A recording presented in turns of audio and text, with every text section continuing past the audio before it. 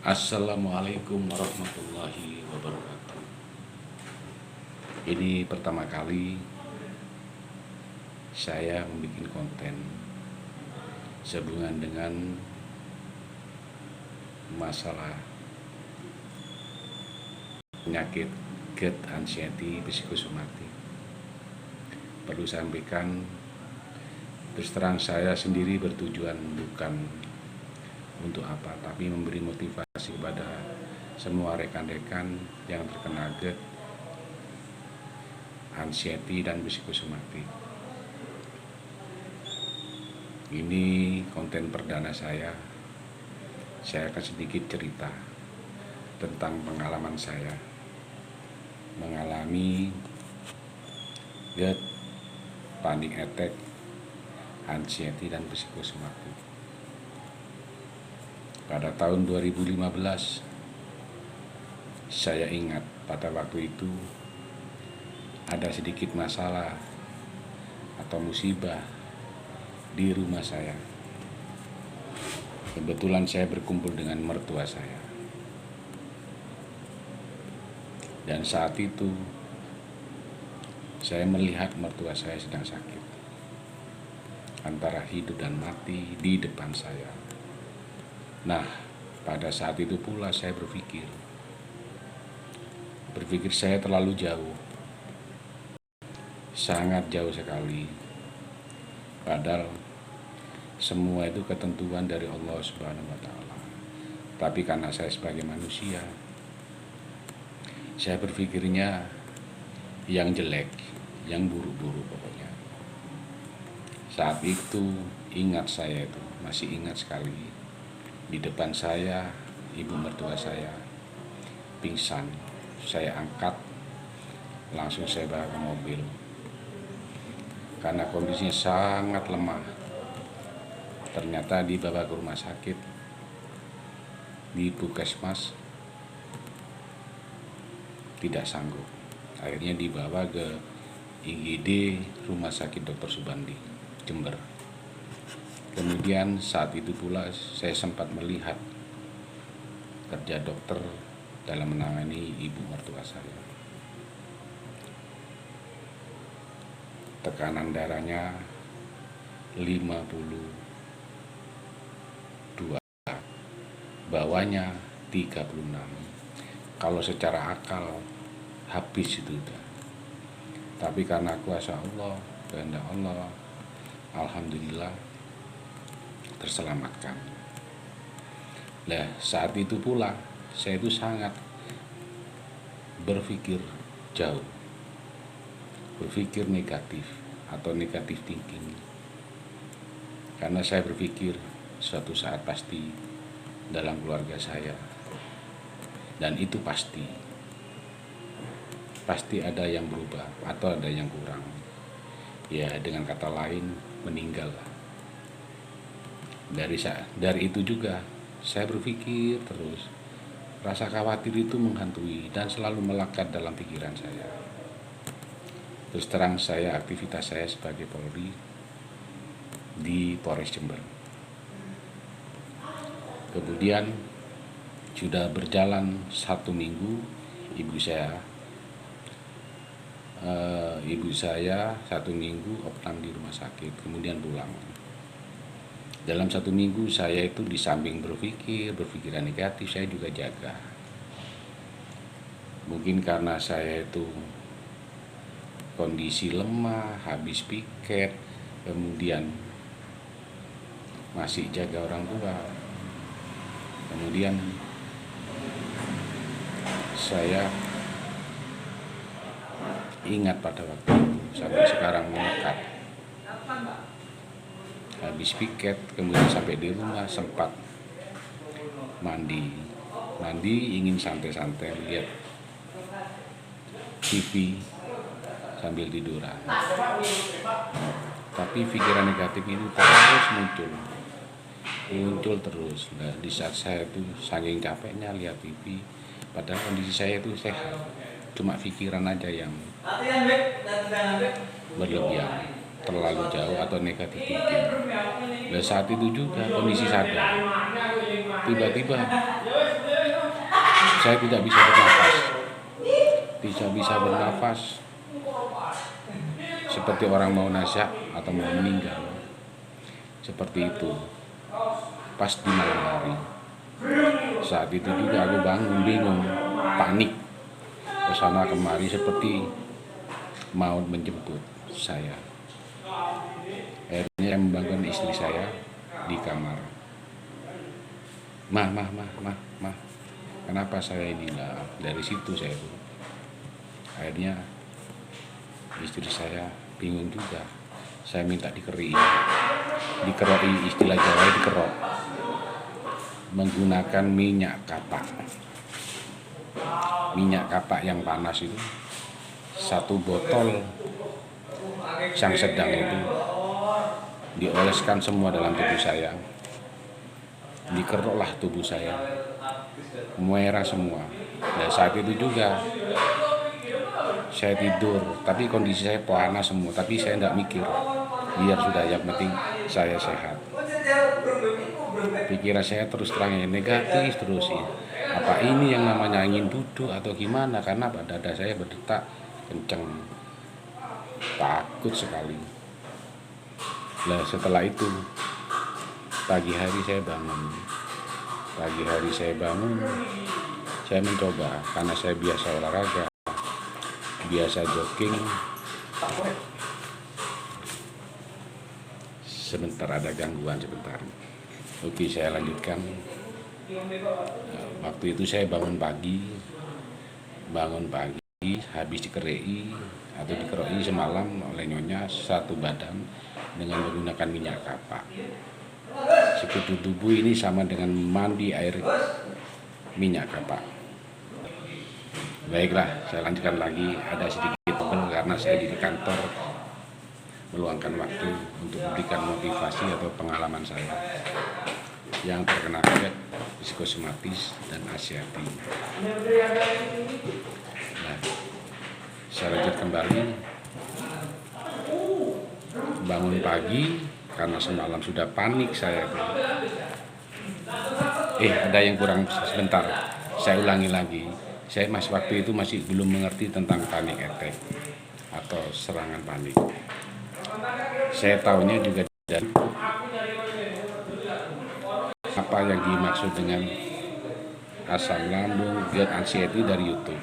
Akhirnya saya sekarang menyatakan bahwasanya tahunya panic attack itu ketika saat saya itu tidak bisa bernafas, seolah-olah mau dicabut nyawa saya. Itu saya bingung. Oh, itu yang dinamakan panic attack. Kemudian saya kembali lagi ke bangun pagi saya nyoba jogging. Kira-kira jarak 200-300 meter. Saya enak lari, cek lari. Satu kali, dua kali, cek lari, sudah tenang. Oh ternyata saya tidak apa-apa. Setelah itu saya mandi, berangkat dinas, melaksanakan pengamanan. Ketika melaksanakan pengamanan, kepikiran itu muncul, badan tuh lemes dan seperti goyang-leang. Kenapa saya ini ya? Terus dada tidak enak, detak jantung juga tambah keras, nafas agak sesak, perut kembung. Karena saya tidak tahu apa-apa, itu yang awal pertama kali saya kena GERD, anxiety, dan psikosomatis. Kemudian saya mencoba ke Pak Mantri, istilahnya perawat di dekat rumah saya. Pak, tensi saya tinggi Pak, detak jantungnya juga tinggi. Itu panik akhirnya. Saya takut jantung, takut macam-macam. Dari situ sudah muncul pikiran macam-macam. Pikiran kayak seperti mau mati. Akhirnya saya minta ke IGD, ke nyonya, ke istri saya. Diantarkanlah. Ketika saya berangkat ke IGD, dalam perjalanan itu kok tenang, enak, karena saya mau berangkat ke IGD. Akhirnya apa? Saya berpikir, kenapa saya ya kok seperti ini dan aneh. ketika saya mau berangkat ke IGD kok enak. Akhirnya saya masuk tetap di ruang IGD, dipasanglah oksigen. Sempat ditanya sama yang tiket, saya sampaikan kalau saya sesak, detak jantung kemudian saya di EKG, di USG, ternyata tidak apa-apa. Dipasang seperti kabel yang di dodo itu, kondisi tidak apa. Bagus ini Pak, normal, cuma tensi saya naik. Tapi saat itu sempat tensi saya yang tinggi 170, 180, bawahnya 100. Tapi ketika dibawa di IGD ternyata turun dan detak jantung tenang. Akhirnya saya berpikir negatif thinking, apa ini sihir atau ini kena santet atau gimana, pokoknya bermacam-macam pokoknya. Nah, setelah itu saya tetap minta opnam selama 3 hari, dicek sama dokter. Saya tanya terus sama dokter, terus gimana dokter? Oh enggak apa-apa, sampean bagus kok, ini dan itu, pokoknya bagus. Alhamdulillah tenang. Akhirnya 3 hari saya bisa pulang.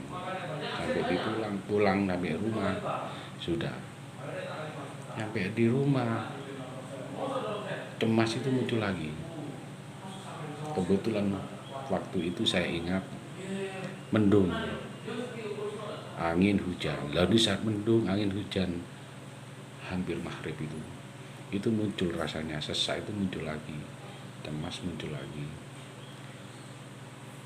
Akhirnya tak buat tidur, saya upayakan tidur.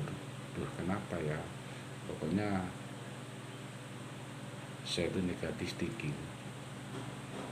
Dengan kondisi seperti itu, apalagi di daerah Jember yang terkenal santet, dekat Banyuwangi, macam-macam. Nah, selama dengan kondisi seperti itu, saya mencoba, kata tetangga, teman, coba sampean ke Pak Yai ini atau ke Ru'ya. Dan semua saya jalani, semua saya ikuti. Katanya si kiai atau kiai campur dukun atau gimana, saya tidak tahu.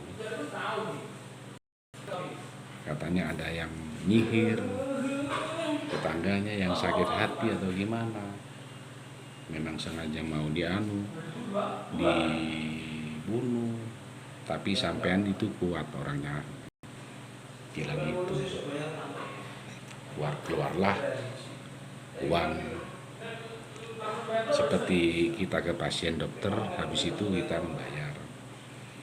Terus-terusan kayak gitu, malam-malam gak bisa tidur, cemas muncul, kayak sing takut mati. Itu yang paling tinggi, itu takut mati. Akhirnya bangun, istri tidur, semuanya saya bangun sendiri. Kenapa ya, berpikir sampai badan saya itu dari bobot 94 menjadi 78,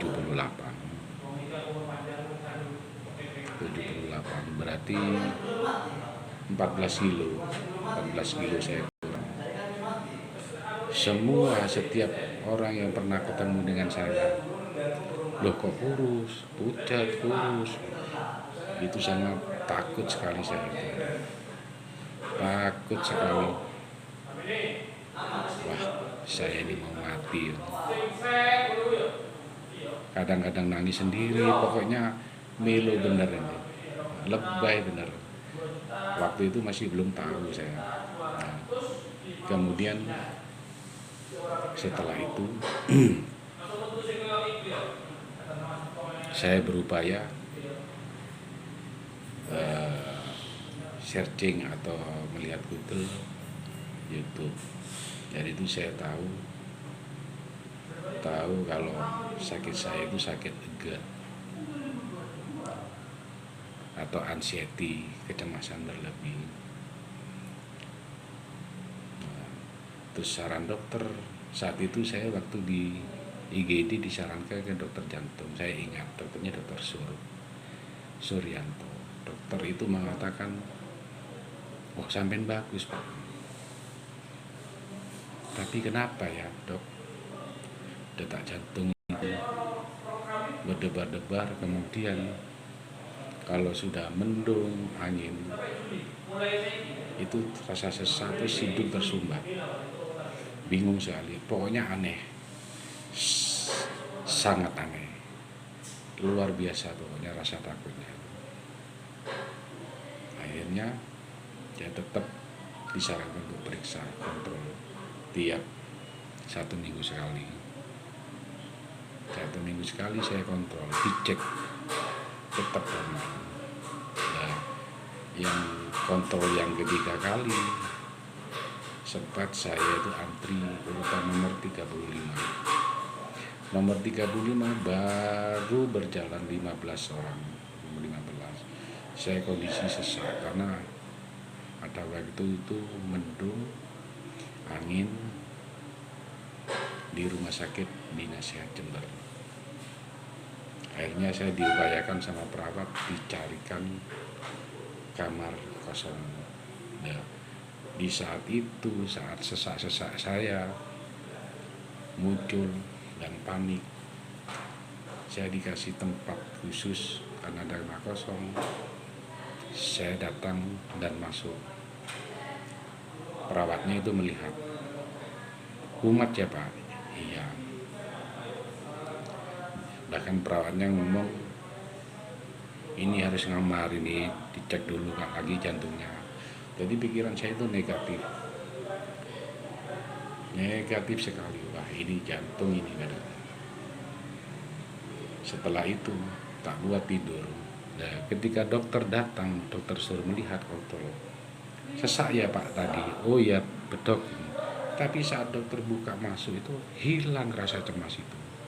Seperti tenang gitu. Seperti tenang, seperti tidak ada apa-apa, kembali seperti normal sebiasa. Itu pengalaman saya. Oh, ternyata ini yang dinamakan GERD, kecemasan berlebih atau anxiety psikosomatik. Saat itu juga saya berupaya tidak ke dokter lagi, karena saya berupaya meyakini kalau diri saya itu sebenarnya tidak apa-apa, hanya pikiran Bapak yang berlebihan, atau awalnya memang kecapean, atau memang dari awal punya penyakit emah atau asam lambung. Setelah itu kegiatan setiap hari tetap saya jalani di rumah, cuman karena saya kondisi seperti ini, rasa takut itu masih ada, muncul terus. Akhirnya saya tidak dinas selama 9 bulan, tidak dinas. Terus saran sebagian teman saya, bagian kesehatan fisioterapi, bagus, coba buat jalan-jalan pagi, buat keringetan atau berjemur. Tiap hari selama 9 bulan saya itu berjemur, jalan-jalan, terus alhamdulillah ada perubahan, dikit demi sedikit, meskipun sensasi itu muncul, kecemasan itu muncul jarang-jarang.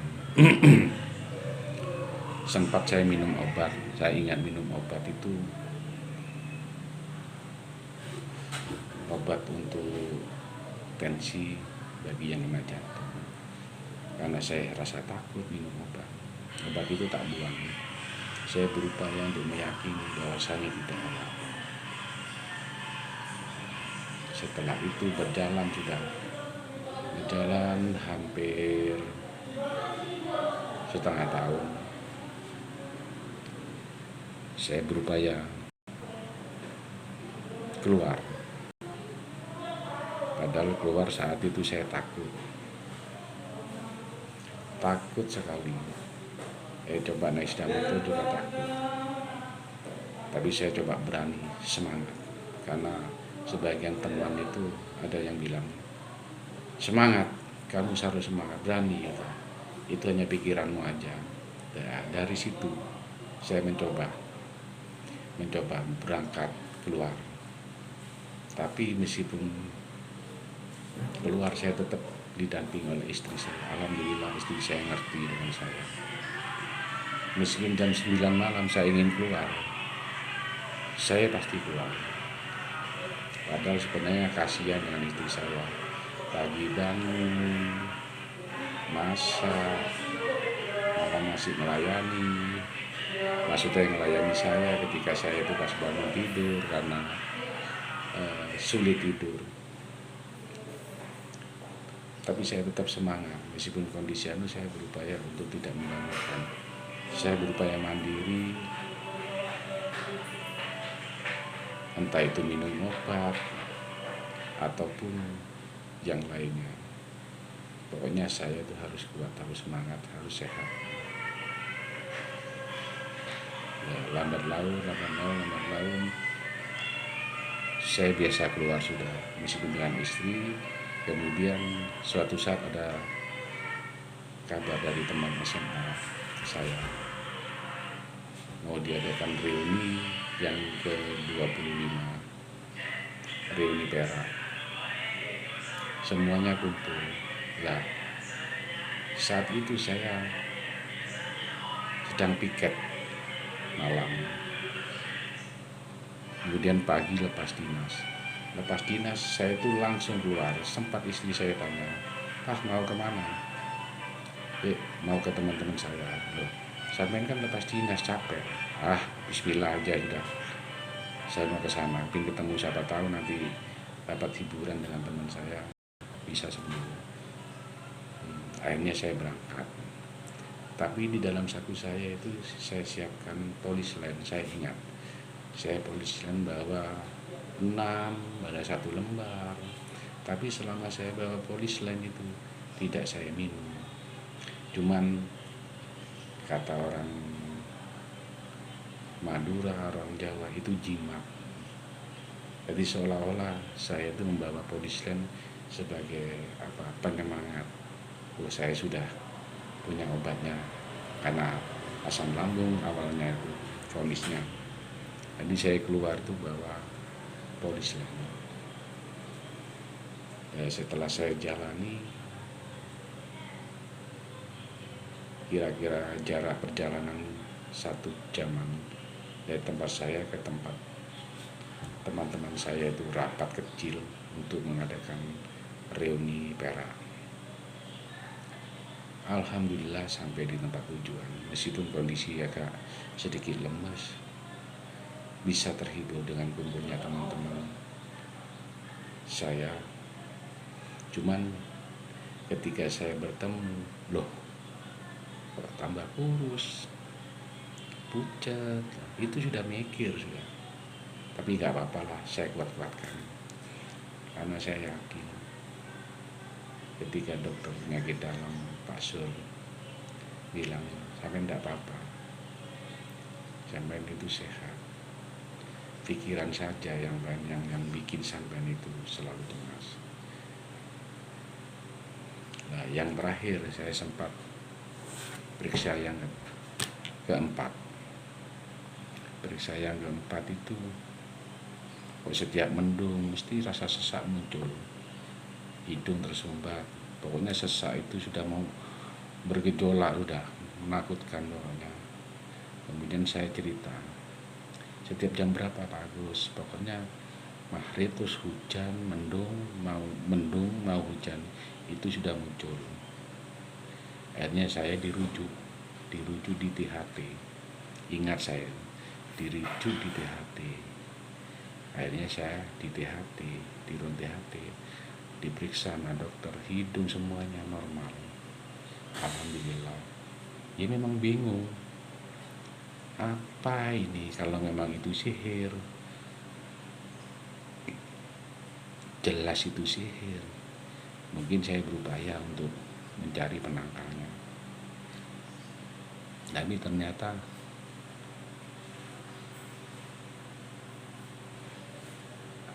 apa yang dikatakan oleh ibaratin dukun atau kiai jambar dukun tidak ada perubahan, tetap. Padahal katanya kena sihir. Saya berupaya untuk tidak yakin dan saya lepas semuanya itu. Saya lepas. Saya sering sharing, sering buka-buka Google atau searching. Ternyata saya itu menemukan Rohimat Jaya Saputra. Itu agak tenang sudah. Ternyata teman saya itu banyak ya. Teman saya itu banyak yang sakit seperti saya. Katanya orang sakit, katanya orang Madura sakit pikiran, sakit pikiran.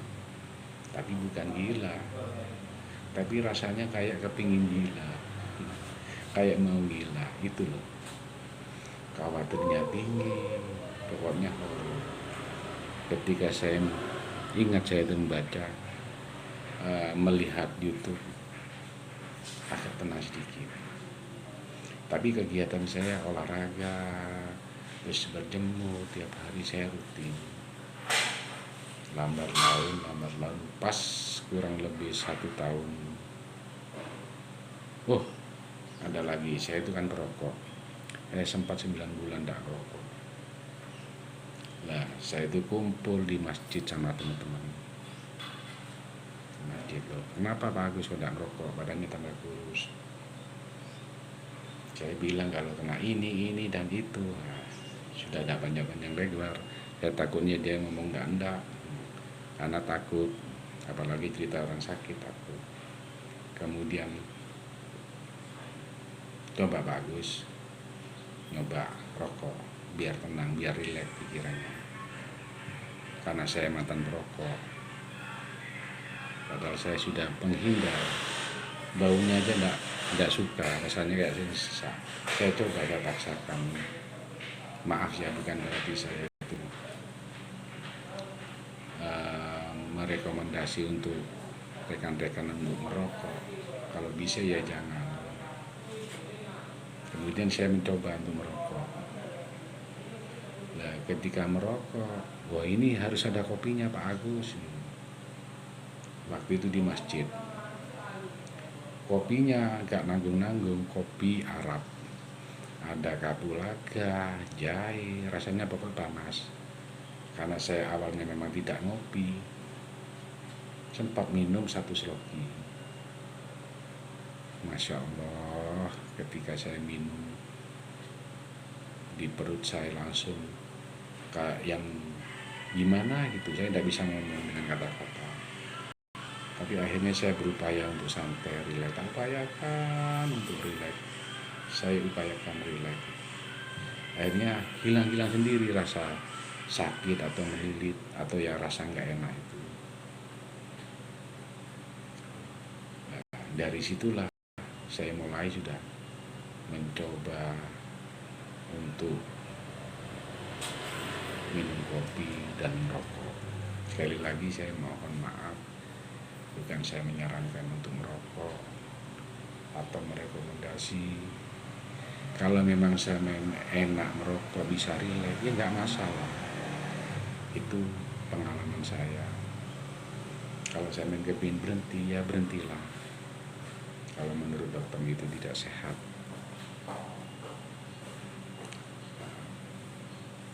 Nah, dari situ akhirnya alhamdulillah saya sudah mulai masuk dinas.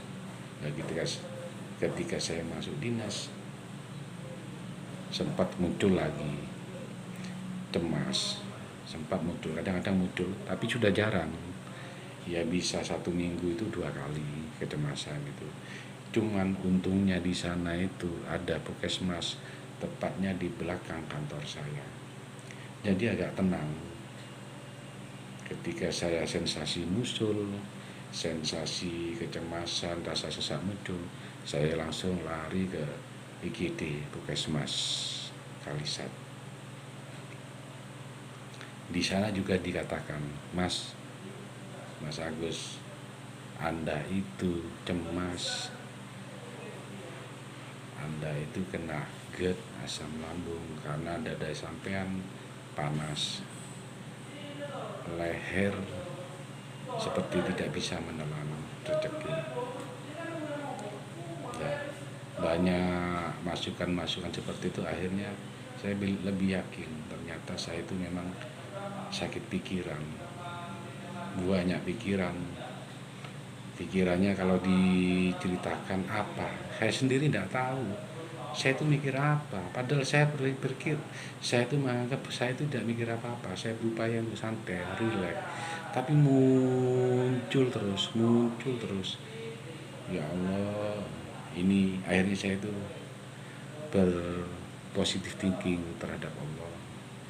Ini mungkin dosa-dosa saya, oke saya terima, ya Allah terima kasih, saya memang banyak salah sebagai manusia, saya berupaya, itu aja. Akhirnya saya tetap semangat meskipun kondisi kadang-kadang saat berangkat dinas piket malam itu saya dikatakan cengeng, dikatakan lebay, itu tidak mau, terus terang aja dalam hati kecil saya harus mampu, tapi saya tetap menjalankan piket. Ketika pulang lepas dinas malam, dalam perjalanan itu pikiran macam-macam kayak sing mau sesat, tapi saya mikir gini, Allah, setiap hari ya seperti ini, tapi udah ada apa-apa, kok enggak takut pingsan atau takut mati atau gimana. Coba ketika ada orang mati, saya juga kayak gitu, saya enggak melihat saja, tapi saya langsung turun mendekat ketika kondisi saya takut mati, mendekat. Istilah orang Jawa itu tak tatak no, tak teko no, melihat mayat tak buka, padahal takut, bahkan ikut gotong, ikut ngangkat ke makam. Saya coba, dari itu saya itu udah kuat. Alhamdulillah saya lepas sudah pas 1 tahun lebih, pokok 1 tahun lebih, kurang lebih 1 tahun lebih, 1 tahun lebih, insya Allah 2 bulan sampai 2016 pertengahan awal, kira-kira bulan Maret itu saya sakit. 2016 bulan Februari saya itu sudah total, meskipun 1 bulan kalau ketika saya itu capek, ada sedikit beban pekerjaan jangan muncul, tapi saya anggap biasa dan saya anggap cuek, sudah biasa guys, gak mungkin geblak. Kadang-kadang saya itu melawan, sudahlah datang kalau mau sensasi mau muncul, datang muncullah, bahkan seperti itu. Saya kira itu aja dari saya sementara, nanti untuk selanjutnya kami akan membuat lagi sedikit motivasi kepada rekan-rekan, semoga dikasih kesehatan, semangat, sehat jiwa dan raga. Ingat, jangan lupa, karena kesembuhan itu datangnya dari Allah. Apapun obatnya, kalau Allah tidak menentukan kesembuhan, tidak membuat kesembuhan, tidak akan sembuh. Karena itu saya menganggap sakit ini adalah pilihan bagi siapapun yang dipilih, karena Allah menganggap engkau mampu, engkau kuberi penyakit, engkau mampu, engkau kuat, dan insya Allah semua penyakit ada obatnya. Dengan cara ikhtiar ke dokter, ikhtiar minum herbal, dan lain sebagainya. Yang penting jangan ke hal-hal yang sifatnya musyrik atau dukun, atau kiai campur dukun. Karena banyak kiai pakai sorban tapi dia itu dukun, karena tujuannya cari uang, menjual ayat. Saya kira itu saja dari saya. Jangan lupa subscribe, like, dan komen. Wassalamualaikum warahmatullahi wabarakatuh.